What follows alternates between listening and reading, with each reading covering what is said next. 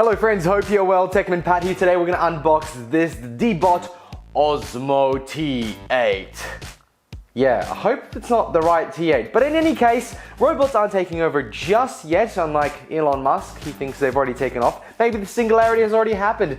Let's get unboxing. This is the EcoVax Deebot. It is a vacuum, like a little robot, round little robot, if you don't know that already, or if this is the first time you're seeing a video. God, the knife is not sharp.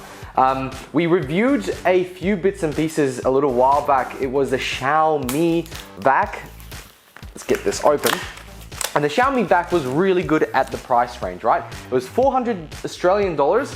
And it did the job really well. I use it every day because there's a dog, I've got hay fever, and I've said in that video that that is the best way to get rid of pollen. Just run a vacuum every day, a little bit.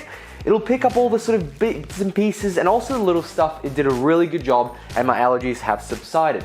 This time, the guys at EcoVac and Deebot, well, it's probably the same company I suppose, EcoVac and Deebot is the model, decided to send me this to hopefully compare. Now the price range goes up quite a bit. It's $1,000, but there's a lot more you get for it. You also get the ability to mop, and it also has the ability to do a full 3D scan of your home. How exciting. So we're gonna get to unboxing it. And you know what? I think I need to bring the camera a little bit closer because there's a lot going on here.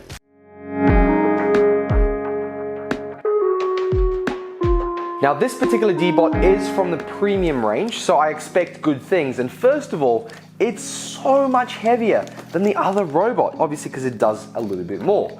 But here it is, this is what it looks like. A bit of plastic, let's take that off. Oh, hang on, there's two things to take off. First is the plastic. Very satisfactory. Now we've got a LiDAR here, a LiDAR-like technology, which will scan your room and obstacles in 3 dimensions. I'm really interested to see how this works. It's called True Detect 3D, and obviously, I mean, look, the new iPhone has similar technology, so why can't a bot like this have that? Now, like I said, it is very heavy and it does feel really premium, so that's actually really interesting because some of these bots feel a little bit flimsy when you pick them up. So the next bit is, let's open up the front here. Open. Okay, we've got some instructions on how to connect the app. Obviously there's an app, there's always an app. And what do we have here? We've got the carry case for the dirt. Yep, this is the dirt. And we've got a little brush included here to clean things out, which is pretty useful. And finally, I figured out what this little lip here bit, it's like a little nail that sticks out. There's actually a small razor inside, so when you get hair stuck in the roller, you can actually sort of go through it and cut it off. It's cool that it's actually included in here and it actually stays inside the box because one came with the Xiaomi one, but unfortunately, I've lost it because it doesn't keep inside the box. So we put that back in there. This is obviously gonna stay in there. What's interesting, it locks in like so. There is a button here for on off, and there's a Wi-Fi connection button, and there is another button on or off here. So you've got an internal on-off button, so you can reset the machine really easy, and then you've got an on-off button at the top. Let's keep going around the machine. So at the bottom of it, we've got the 2 wheels. They are basically springy. So once this gets put down on the ground, they go down a bit, but if they climb up, it has the ability to go over bumps. It's basically suspension.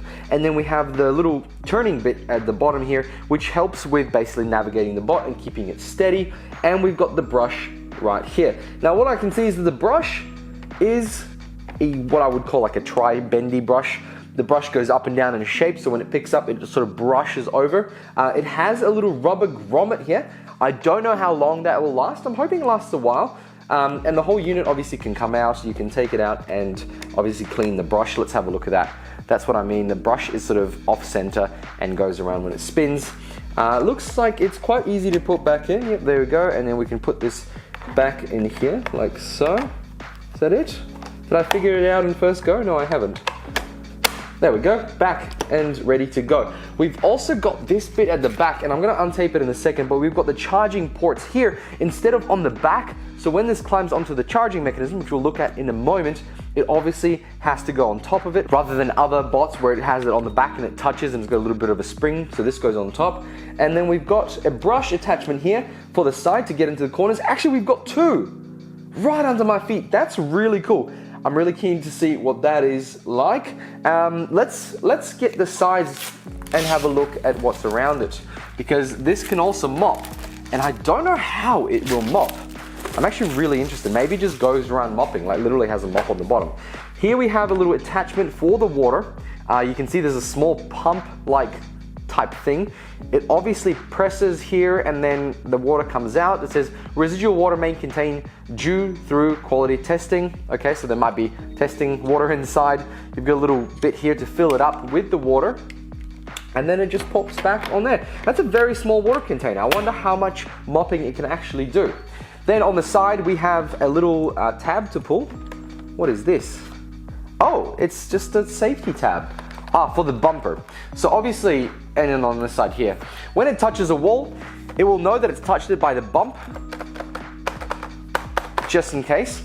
And then on the front, you can see it's got a camera here, and it's got 2 sensors here.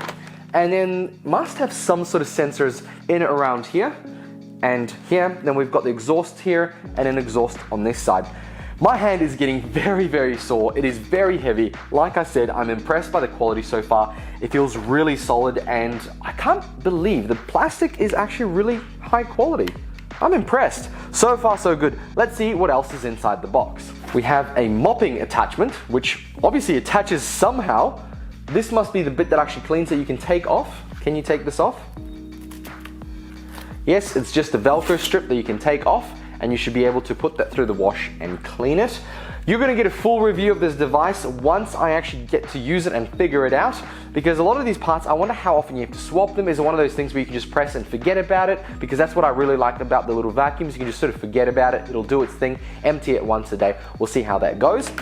And then we have a little bit here. We'll just put that to the side. And we have, oh yeah, here we go. These are the side attachments. So it has 2.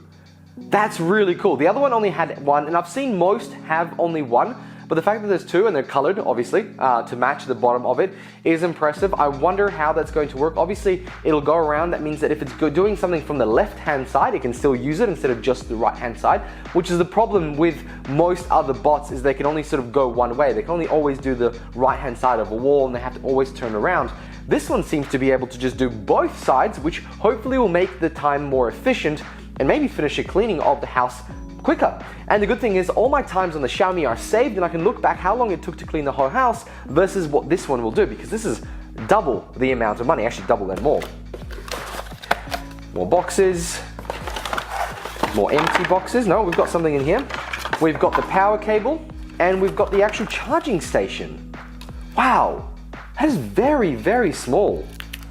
Even the Xiaomi one is a lot bigger. This is very tiny compared to that one. You can see those bits here, the charging ports, they're quite flimsy actually, but obviously the bot will go on top and start charging straight away. It might actually work a little bit better, or I don't know, it's probably just a different design, but the other one has to kind of back in and push itself against it, so you have to put it against the wall. This one, I'm guessing, doesn't have to go against the wall because it has little rubber grips on there, but I would always suggest to put it against the wall. I've got the perfect spot for it. And it has to have a bit of space around it for the actual like Star Trek looking bot to sit there. At the end of the day, it's got some sensors here to navigate it back to the station, and that's the one problem that I found with the other Xiaomi bot. Sometimes if it gets where the station is, but this, once it gets to the area, it figures it out, so I can see it going around it or near it and go, oh, there it is, I can see it. So this is probably what it's for, and it'll find out how close and how much it needs the back end to connect. Now there's one more box in there. There's a lot of hope I have for what's in this box, and I'm really hoping that this box contains some spare parts, because that is one thing I had to do with the Xiaomi. I'm comparing it to it because it's the one I reviewed recently, is that I had to go on Amazon and buy some extra parts. So, what's in here? Yes! Yes, spare parts. There is one of these. Actually, there's 2. Look at that. Spare parts. It's not that hard to provide at least one set of spare parts. Thank you very much. This was an extra $50 to get all the spare parts.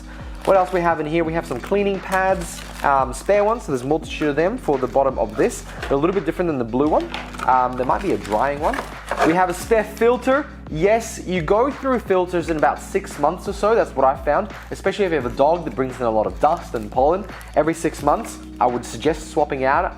Or you can clean it out with like an air blaster, a powerful one, hopefully, and get all the dust out. You can use it for another couple of months. And we've got a very thick book of instructions, which, you know what?